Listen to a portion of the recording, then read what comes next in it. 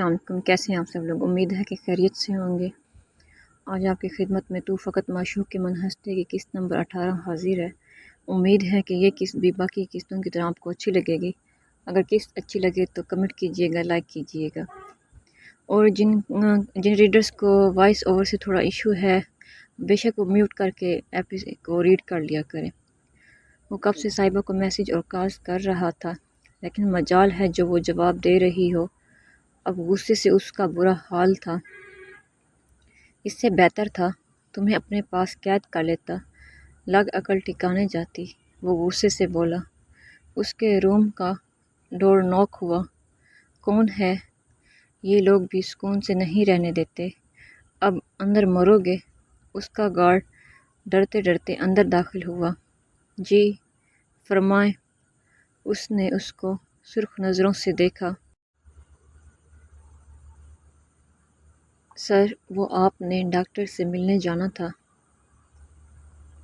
آپ نے کہا تھا یاد کروا دوں آپ کو۔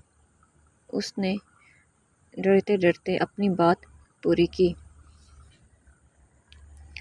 ٹھیک ہے تم جاؤ، ابتسام نے غصے سے ٹیبل کو ٹھوکر مارتے ہوئے کہا۔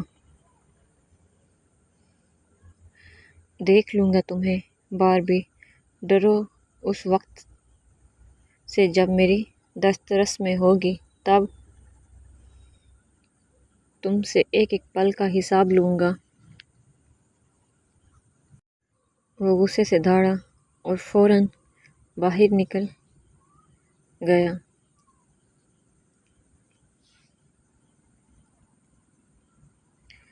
صاحبہ جب سے گھر واپس آئی تھی چپ چپ تھی۔ اس جنونی شخص نے اس کو کتنی سخت سزا دی تھی۔ وہ واقعی اپنے قول کا پکا نکلا تھا کہ وہ اپنے اصول کبھی نہیں بدلتا۔ اب اس کو کل کا حکم بھی صادر کر دیا تھا کہ اگر وہ یونین نہ آئی تو وہ خود اس کو گھر سے لینے آ جائے گا اور اپنے ساس سسر سے بھی مل لے گا۔ اب اپنی مرضی کر تو لی تھی، یونین بلا کر کیا کرنا چاہتا تھا؟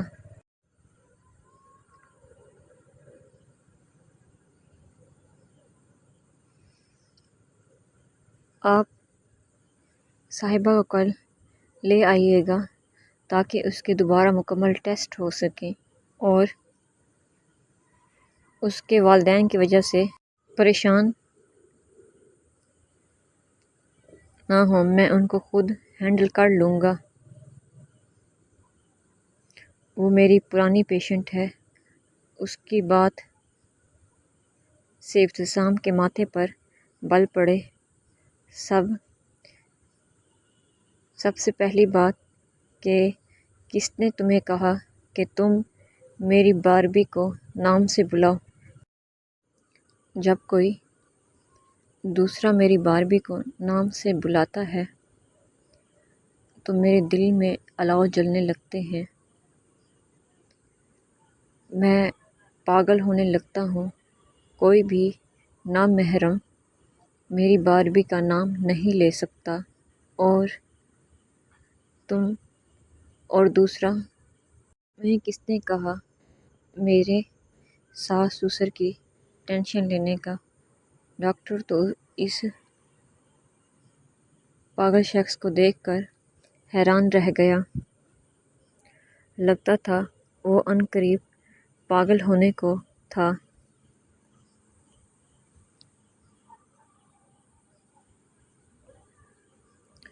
وہ کب سے صاحبہ کو اپنے آفس بلوا رہا تھا، لیکن مجال ہے جو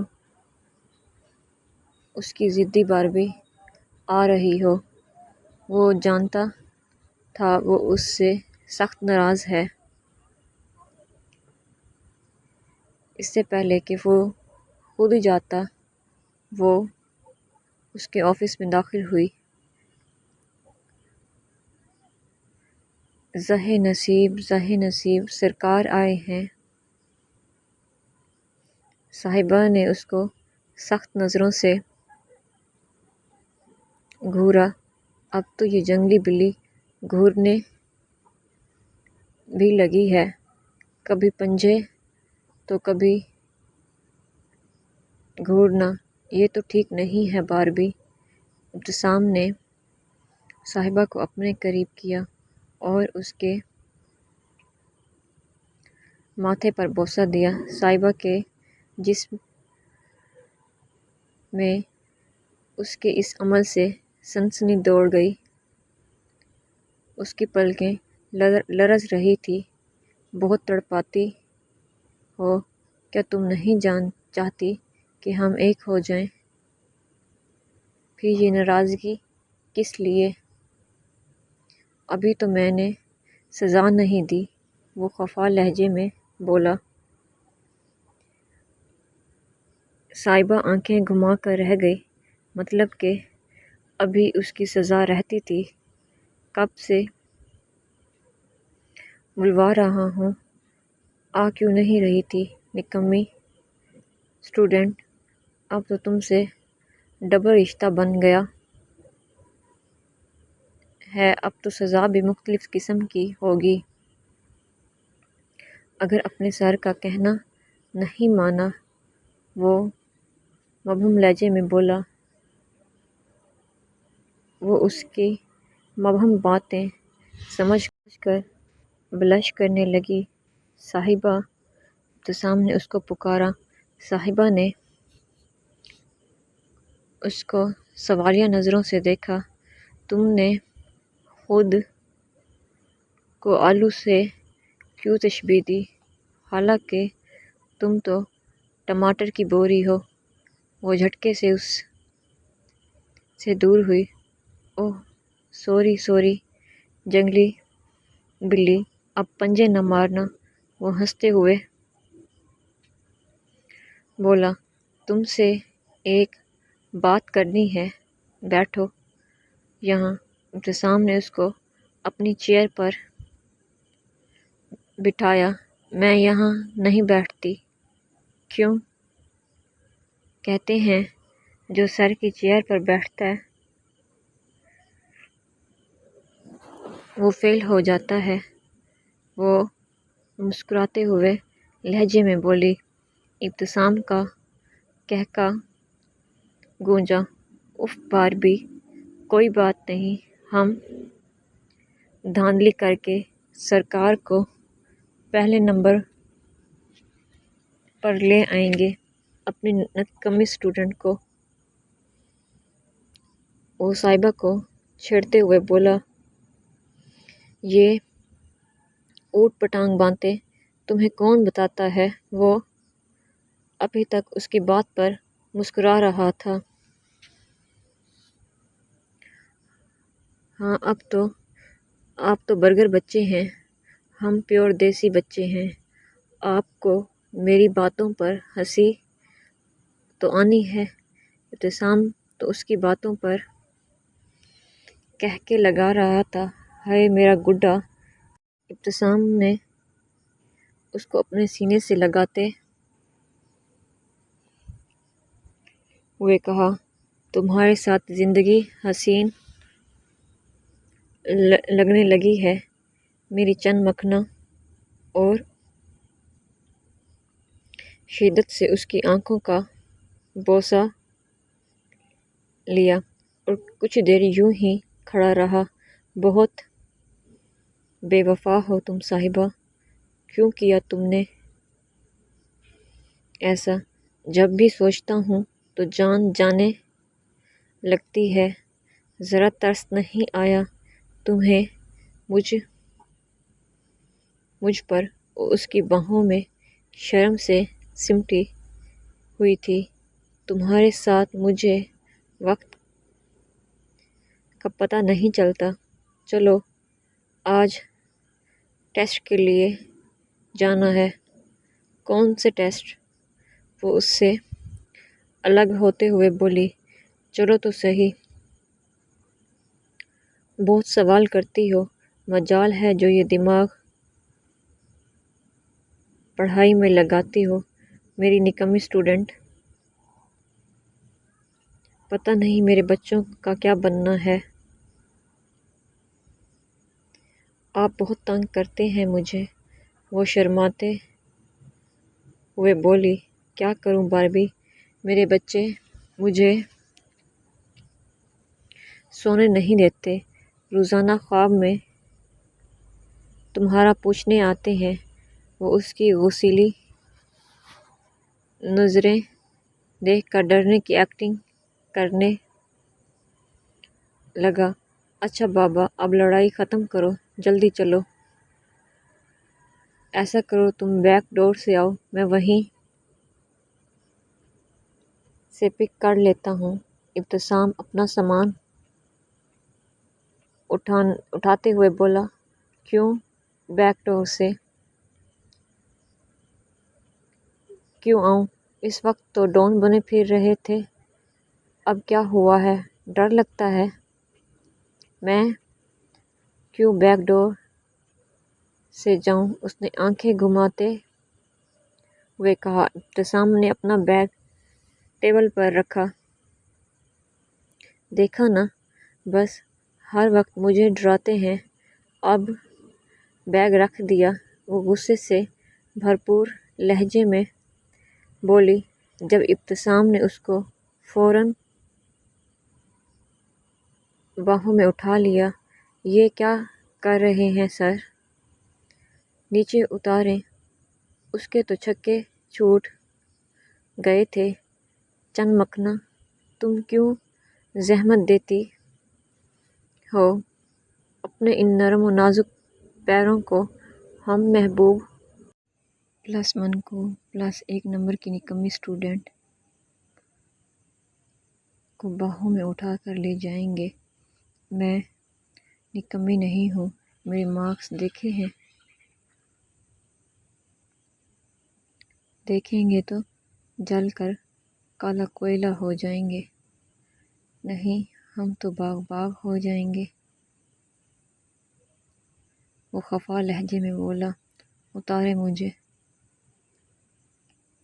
وہ زور سے بولی۔ ایک سرکار ہی ہیں جن کی ہم اونچی آواز برداشت کرتے ہیں، ورنہ تو کوئی آنکھ اٹھانا تو دور کی بات، آنکھیں گھما بھی نہیں سکتا۔ وہ مذاق کرتا ہوا بولا، پلیز سر۔ کیا پلیز سر؟ کیا کروں اب؟ لے کر جا تو رہا ہوں اپنی باربی کو، اب کیوں رونا دھونا ہے؟ وہ جیسے آگے بڑھا وہ تو رونے والی ہو گئی۔ ابتسام نے اس کو آرام سے نیچے اتارا۔ تم پر جان دیتا ہوں، دل ہو میرا، تمہارا تعارف میرے لیے باعث فخر ہے۔ دنیا سے لڑ جاؤں گا تمہارے لیے۔ چلو اب بھاگو ورنہ دوبارہ اٹھا لوں گا۔ وہ فوراً آفس سے باہر نکلی اور اس کی جلدی پر مسکرایا۔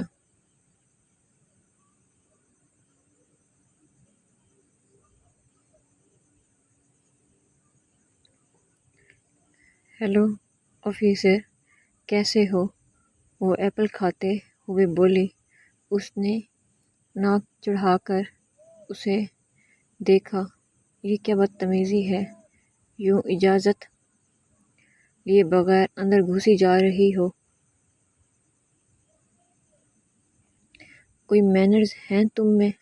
لو آفیسر، وہی تو تم سے سیکھنے آئی ہوں۔ وہ اس کو چڑھاتے ہوئے بولی، تمہاری کن پٹیوں سے بال سفید ہو رہے ہیں، کلر کر لو۔ انتہائی غیر موزوں بات کی تھی اس نے۔ وہ ایسی تھی۔ گارڈ گارڈ، وہ زور سے بولا۔ گارڈ فوراً اندر آیا۔ آئندہ یہ لڑکی مجھے یہاں نہیں ملنی چاہیے۔ اس کو پکڑ کر باہر نکالو۔ اوہ ہیلو، خود ہی ہیلپ مانگی تھی، اب پکڑ کر باہر نکالو۔ ہاتھ توڑ دوں گی تمہارے گارڈ کے۔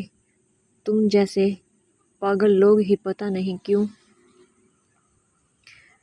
حکومت کو نظر آتے ہیں، مجھ جیسے غریب تو بس رل ہی رہے ہیں۔ وہ غصے سے ایک دم کرسی سے اٹھا۔ وہ فوراً باہر پہلے ہی اس کا دماغ ثبوت نہ ملنے کی وجہ سے خراب تھا۔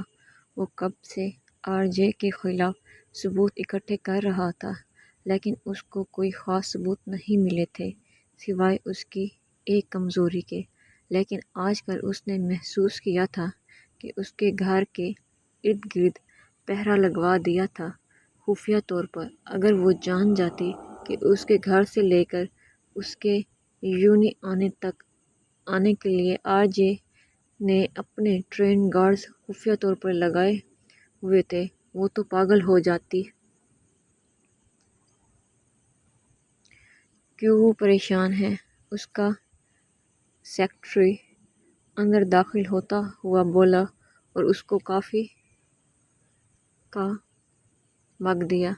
اگر اس لڑکی کو یہ بتا دیا جائے کہ آر جے عیسائی ہے تو ہم اس لڑکی کو اس کے خلاف کر سکتے ہیں، اور تم بھی بہتر جانتے ہو اس نے صرف خود کو کور کیا ہوا ہے، وہ حقیقت میں کیا ہے۔ یہ کام نہیں آئے گا تو پھر آپ کیا کریں گے؟ کیا اس کی کمزوری پر وار کریں گے؟ میں بزدل نہیں ہوں جو ایک عورت ذات پر وار کروں۔ وہ کسی گہری سوچ میں تھا، لیکن وہ پہاڑوں کا شہزادہ تھا، ہاتھ نہیں آنے والا تھا۔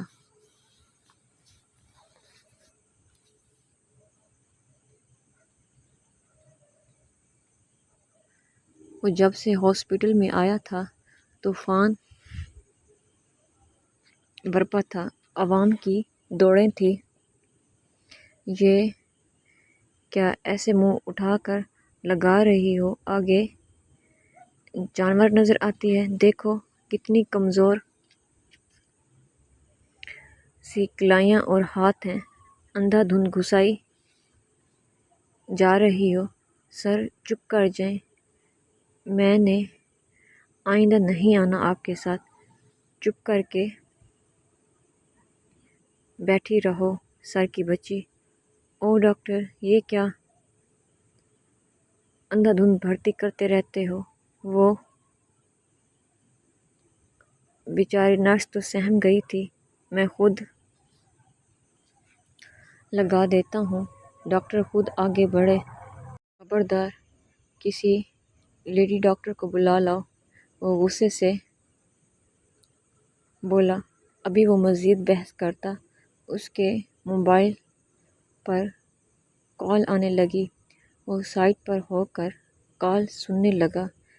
جب ڈاکٹر جبار نے اپنے دونوں ہاتھ صاحبہ کے سامنے جوڑے، بچاؤ مجھے اس بلا سے جو تم نے اپنے پیچھے لگا لی ہے۔ وہ اس کے پرانے ڈاکٹر تھے۔ وہ ان کے انداز پر مسکرانے لگی۔ اب کیا بتاتی؟ یہ بلا خود ہی اس کے پیچھے پڑ گئی ہے۔ وہ توبہ کر چکی تھی کہ وہ اس کے ساتھ نہیں آئے گی۔ اگر اس کے ساتھ آتی رہی سرجری سے پہلے اس نے پرواز کر جانی تھی۔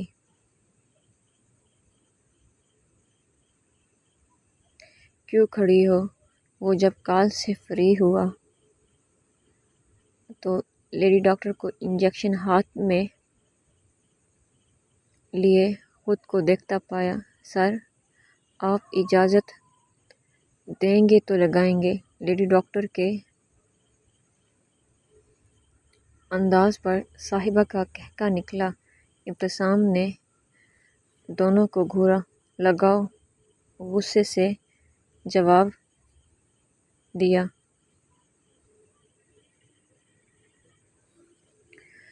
تھک گئی ہو میری باربی؟ وہ اس کی تھکی تھکی آنکھیں دیکھ کر پیار سے بولا۔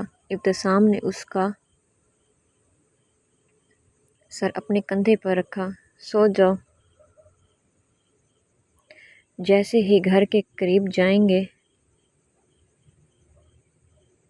اپنی باربی کو اٹھا دوں گا۔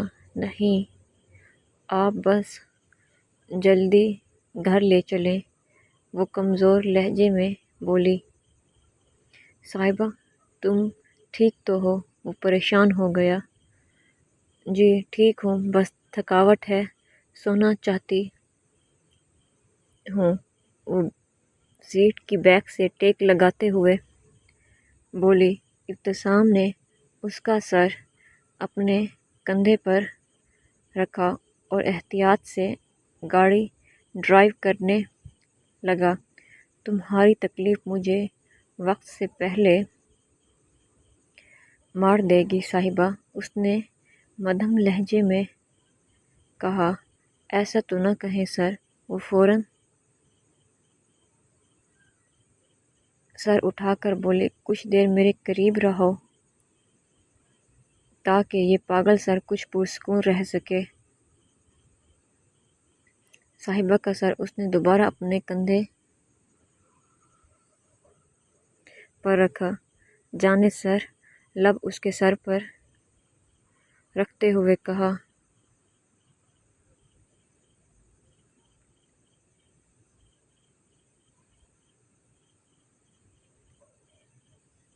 رات کے اندھیرے میں قبرستان میں بیٹھا شخص زور و قطار رو رہا تھا جب اس کے کندھے پر کسی نے ہاتھ رکھا۔ اس وجہ سے کہتا تھا سب کچھ کر جاتے سوائے دل لگانے کے۔ محبت بہت کم لوگوں کو راس آتی ہے۔ وہ اپنی قبریں کھودتی رہی، اس کو زندگی رلاتی رہی اور تم خاموش رہے۔ تمہیں تو اولاد مانا تھا میں نے، سوچا تھا کہ زندگی کا ہر ایک انسان مجھے دھوکہ دے سکتا ہے، لیکن تم نہیں رمیز، میرے جگر کا ٹکڑا، میری رانی مجھ سے قبر کی جگہ مانگتی رہی، تم چپ رہے۔ یا تو اس چھوٹے سے گڑھے کو بھرا جائے گا یا یہاں دو قبریں بنیں گی۔ اٹھیں یہاں سے۔ اس کے کپڑے مٹی سے اٹے تھے۔ آج آپ بھی دادا کی طرح تڑپ رہے ہیں، میں ان کی طرح اپنی محبت کو بے مول نہیں ہونے دوں گا۔ میں اپنی رانی کو پہاڑوں میں لے جاؤں گا، سرجری کے بعد دنیا سے دور۔ یہ زمین کے لوگ ظالم ہیں، میری باربی کو رلاتے ہیں اور تکلیف دیتے ہیں۔ پہاڑوں کے لوگ اچھے ہیں، رمیز نے مسکراتے ہوئے کہا۔ یہ تو نہیں پتہ، لیکن پہاڑ انسان کو بدل ضرور دیتے ہیں، وہ دور خلاؤں میں دیکھتا ہوا بولا۔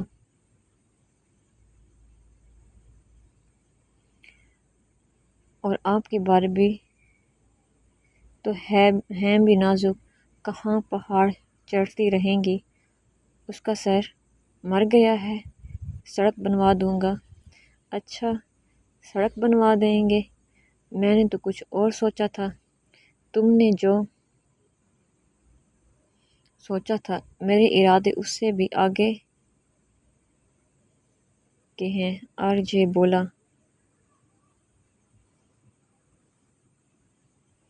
چلیں اٹھیں ورنہ آپ کی باربی کو بلا لاؤں گا۔ دونوں مل کر چلا کاٹنا۔ چلو کوئی فائدہ تو ہو، ایک جن بھی غلامی میں ساتھ لے جانا۔ چلا تو پہاڑوں کے دامن میں کریں گے۔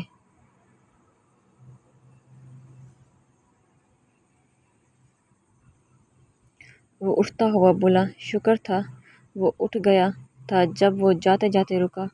تمہیں کس نے باہر نکالا؟ میں جس کا مجرم ہوں، جب وہ مجھے سزا دیں گی تب مانوں گا۔ لگتا ہے تمہیں چوہوں کی مہمانی میں بھیجنا پڑے گا، وہ غصے سے بولا۔ رات کے وقت صاحبہ واش روم کے لیے اٹھی، جب باہر چھوٹے اسٹول پر سیاہ پھول دیکھ کر حیران رہ گئی۔ یہ دوسری بار اس کے گھر آئے تھے، ساتھ ایک چٹھی۔ اللہ آپ کو صحت بھری زندگی دے، جیو ہزاروں سال، جہاں قدم رکھو وہاں پھول کھل اٹھیں، کسی خزاں کا گزر نہ ہو تمہاری زندگی میں، تم ایک بہادر لڑکی ہو، امید ہے یہ جنگ جیت جاؤ گے، تمہارا منتظر۔ آج اینڈ پر اس لفظ کا اضافہ تھا۔ اس کے ہاتھ کانپے۔ کیا مجھے سر کو بتا دینا چاہیے؟ نہیں، وہ مزید غصہ ہو جائیں گے۔